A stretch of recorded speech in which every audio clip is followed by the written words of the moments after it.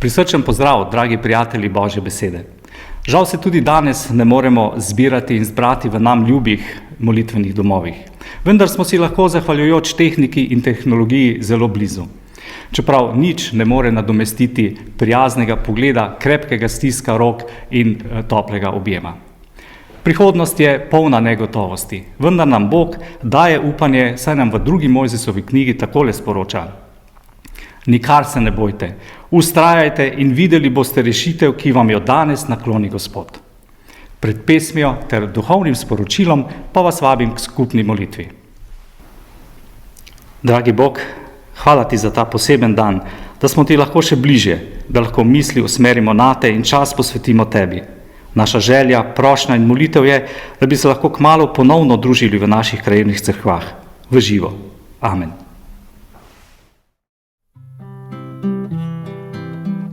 Krasno sveti Božja milost izvišave svetu tem.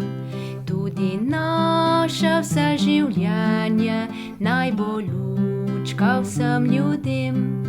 Naj gorijo majhne lučke, naj žarijo vse povsod, da še mnogi tavajoči k Jezusu bi našli pot. Ker večini je prihodnost zagrnjena v temo, zdaj po naših lučkah v strahu mnogi se ozirajo. Naj gorijo majhne lučke, naj žarijo vse povsod, da še mnogi tavajoči k Jezusu bi našli pot.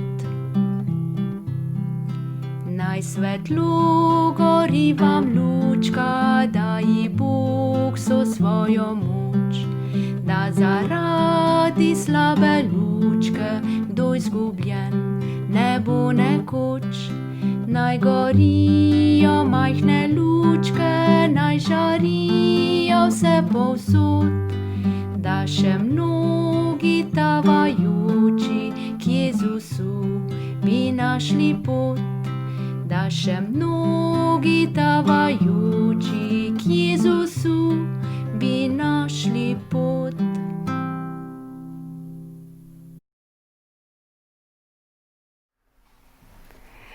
Ste kdaj naleteli na koga, ki bi mu sledili na konec sveta? Ste spoznali koga, ki vas je tako zelo navdihnil, da bi spustili vse za sabo in šli za njim ali pa za njo? V tistih dneh je veliko hodilo z Jezusom. Vsak imel je svoj razlog. Nekateri so slišali o njem in so iz radovednosti želeli videti moža, ki je delal čudeže. Drugi, ker so se iskali ozdravitve. Nekateri so se tudi želeli več v življenju, večji smisel. Spet tretji so bili ti, ki so jih spremenile njegove besede in dejanja. Potem so bili tudi takšni, ki so bili mnenja, da je eden od prorokov ali pa prihajajoči Mesija. Morda bi bila tudi ti ali jaz njegova sledilca, ali kao deklica ili deček, ki bi tekla naokrog in se igrala z Jezusom. Ali pa zdravnik, ki bi radovedno želel izvedeti, kdo mu poskuša prevzeti delo in zdravljenje ljudi. Morda učitelj, ki bi ga zanimale njegove učne metode in lekcije, ki jih podal taj moški. Ali pa računovodja, tesav, ribič, ali pa rabin, predigaj ali pa farisej. In tako naprej. Pa tudi kdo izmed poganov, ki bi mi danes imenovali nevernik. Menili so 3 dnevi, ker je bila množnica s njimi na pustem kraju, daleč od domov. Ker 3 dni niso ničesar zaužili, je Jezusa skrbelo, da jim ne bi bilo slabo in pre nego pošalje da ih nahrani. Ni šlo za nekaj ljudi, to so bili 4000 in več ljudeh.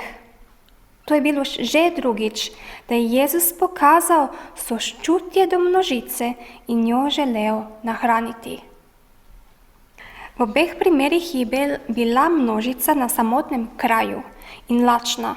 Učence pa je skrbelo, kako bi nahranili tako veliko množico ljudi. V Marku 8:4 možemo brati, odkod bi jih moglo kdo kruhom nasititi tukaj v puščavi. To so spraševali učenci. Prvi primer nahranjene množice najdemo v Markom 6. poglavje. In učenci so bili ti, ki jih je skrbelo za potrebe množice in so vprašali, kaj naj naredijo s ljudmi. Tistikrat v množici prevladovali so ljudje. To so bili njihovi Božje ljudstvo. V drugem primeru, Marko 8, pa je Jezus ta, ki ga zaskrbijo lačni ljudje. Tokrat se nahajamo na poganskem ozemlju in verjetno je bila večina ljudi iz množice poganov.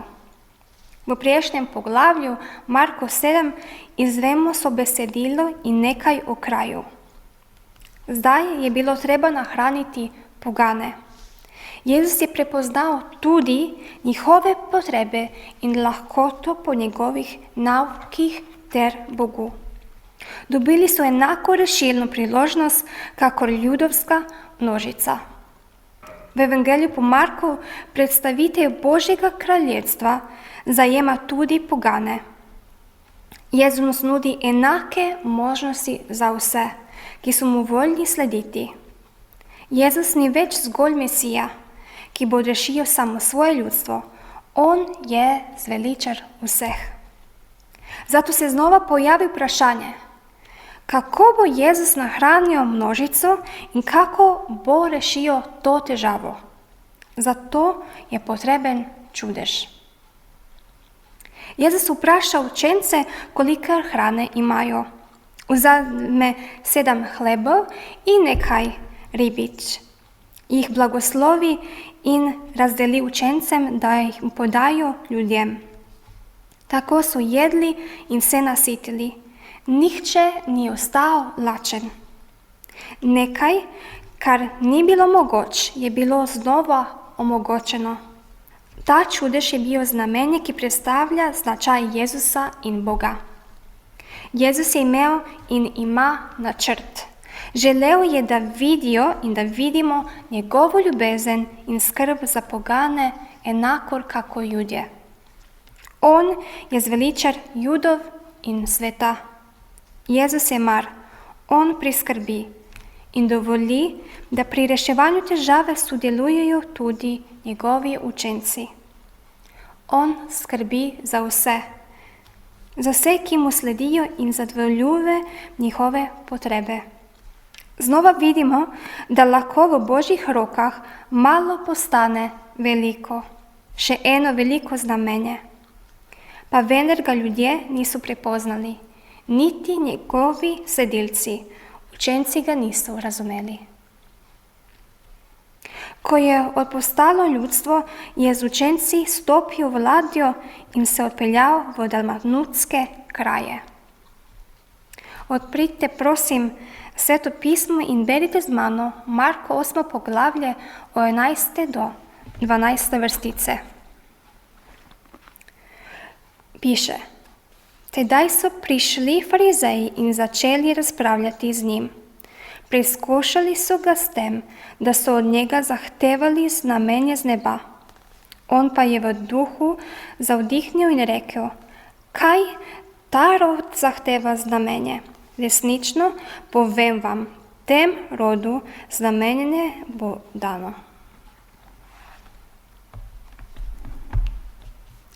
Kljub številnim čudežima, ozdravitvam in naukom, ki so pričali, da je Mesija, farizeji niso hoteli ni videti, ni slišati in so z njimi začeli prepir.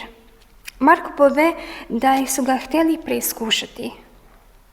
Znamenje, ki je bil dokaz, da resnično dolazi do Boga.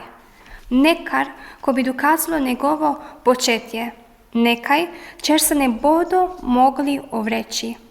Hoteli su ga preizkusiti, ga izazvati. Hoteli su ga ujeti in prikazati pravo naravo Mesije. Doslej Jezus nikoli ni rekel, da ne bo naredil čudeža ali znamenja. Iz besedila, ki smo ga prebrali, pa izvemo, da jim je Jezus tega ni hotel narediti. Zakaj? Zakaj ni hotel farizejima dati znamenja iz nebes? Jezusov razlog nam bo pomagala razumeti besedna zveza, znamenje z nebesa ter drzen farizejski odnos. Prvič, ko su fariseji prosili za znamenje, nisu prosili znamenje neposredno od Boga. Prosili su za znamenje z neba. Narava znamenja, ki su ga imeli v mislih, je bila apokaliptičnih pojav.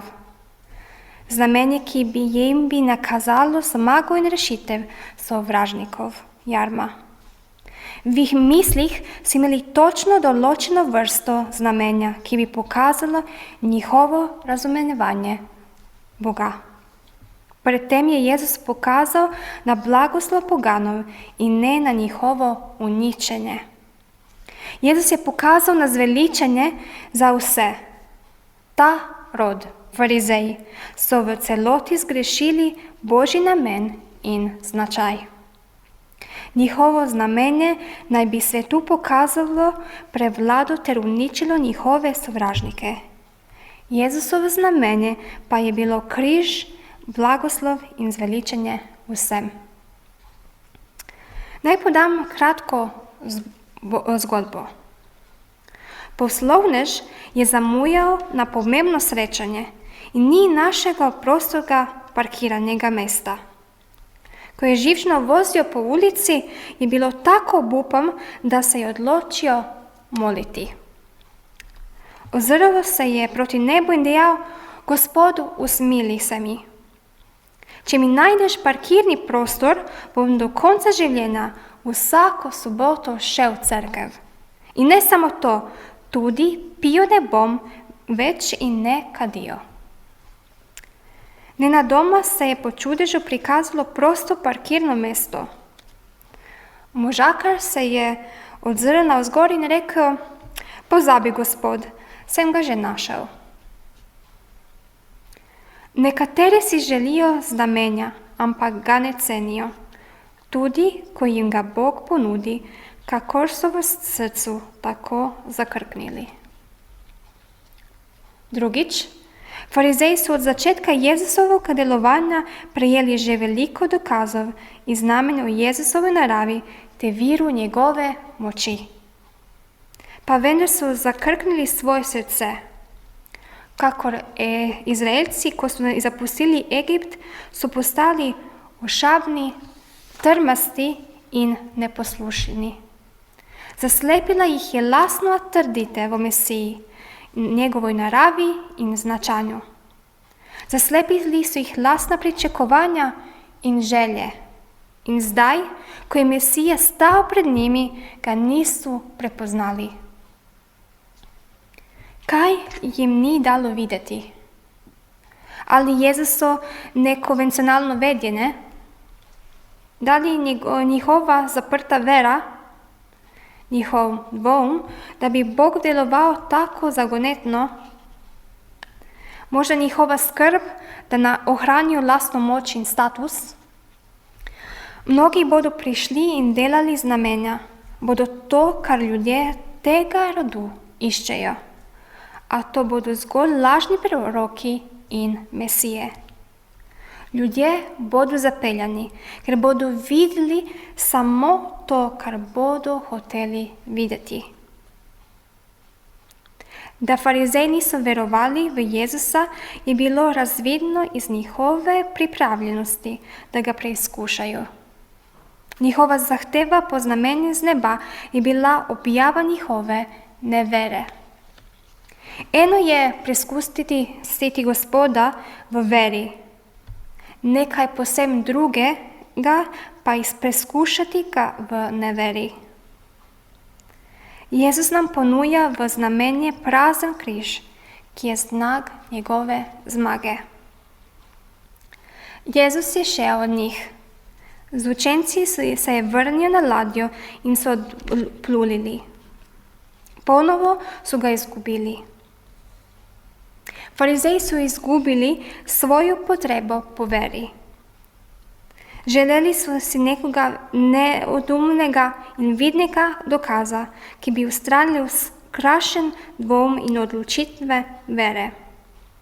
Po njihovem razumevanju je bilo vse ali belo ali črno. Niso bili pripravljeni sprejeti niti trohice dvoma ali protislovja. Zapletli so se z verski spor, da bi dokazali, da imajo prav, da bi preizkušali druge in jih ponižali. Prepričani so bili, da lahko zahtevajo kakršnokoli znamenje po svoji volji in ohranijo kritično distanco ter iz tega, ker se je zgodilo, vlečijo zaključke, ki ustrezajo njihovim nagnjenjem. Njihova vera je temeljila na pogojih, ki so jih želeli narekovati Bogu. Ko njihove potrebe niso bile zadovoljene, so poskušali diskreditirati in osramotiti Jezusa. In še več, ko so farizeji prosili znamenje z neba, so poskusili Jezusa zavesti, da bi izpolnili njihove želje in cilje, da bi prinesel politično osvoboditev Izraela ter uničenje njihovih sovražnikov. To se je odvijalo v nasprotju z Božjim načrtom. Zvito so predstavili izbiro poslušnosti ali neposlušnosti Boga. Jezus je spoznal, da bo težko prepričal te ljudi, ne glede na to, kaj naredi. Zato jim ni hotel več dati dokazov. Saj niso hoteli verovati, ne glede na to, kaj reče ali naredi. Jezus jim ni hotel vlivati lažni upov. On ni Mesija, kakšnega želijo, in njihovega Mesija tudi nikoli ne bo. Hoteli so, da jim Jezus da dokaz njihove željne resničnosti.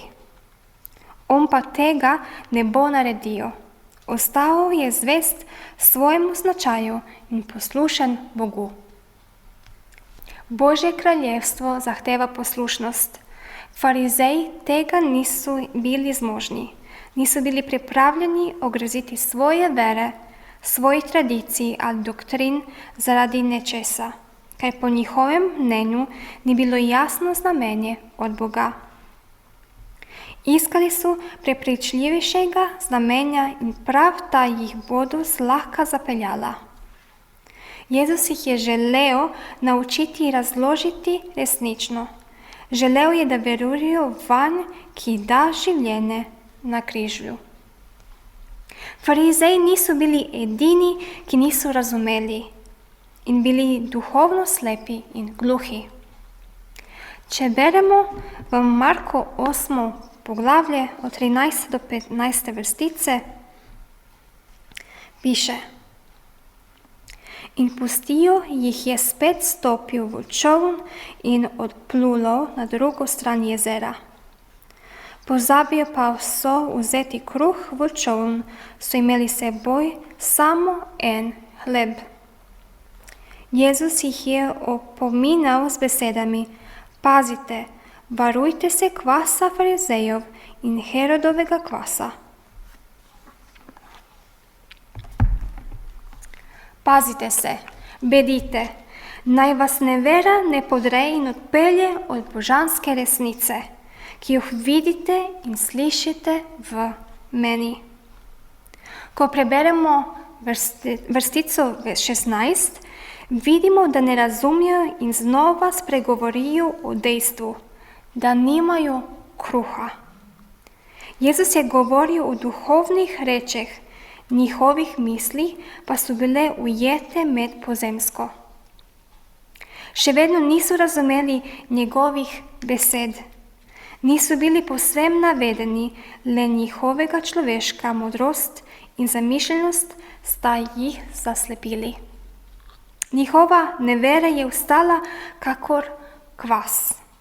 Nevera je vodila v strah, ta v nezaupanje in neposlušnost.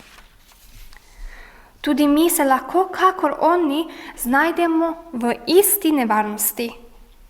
Ko naše duhovne potrebe niso zadovoljene, kako sami pričakujemo, pričnemo dvomiti v Jezusovo moč, v to, da je zmožen poskrbeti in lahko se znajdemo v skušnjavi, da iščemo druge vire. Tako postanemo zaskrbljeni, kako lahko vodi v nezaupanje in strt odnos z Bogom in skupnostjo. Lahko postanemo tako osredotočeni na zadovoljevanje materialnih potreb, da to postane neskočna gonja. Ko bi se le spominjali, kaj je znanje naredil Jezus samo nekaj dni pred tem, nahranil je 4 tisoč ljudi. Naredil je čudež. Priskrbel je hrano in poskrbel zanje v samotnem kraju. Tudi za nas bo poskrbel na samotnem kraju. Jezusovi učenci niso dojeli pomena Jezusovih znamenj. Za razliko od nevernih farizejev, ki so hodili v napačno smer, so učenci napredovali, če tudi počasi. Bili so voljni in odprti za Boga, da spremeni njihovo srce. Farizeji niso verjeli v Mesija, niso ga mogli sprejeti. Mi verjamemo v Jezusa.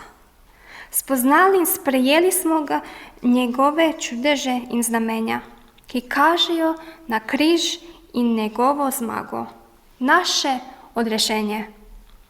Toda, kako je besedilo zame pomembno danes? Kot farizeji in Jezusovi učenci imamo možnost, da postanemo duhovno slepi.